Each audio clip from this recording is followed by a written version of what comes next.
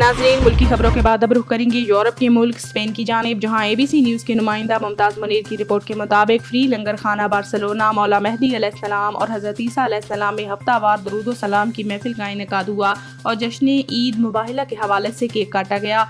महफिल पाक में हजूर सरवर कौनैन में नात का नजराना पेश किया गया और पंजे तन पाक अलैहिस्सलाम की शान में गुलहाय अकीदत पेश किए।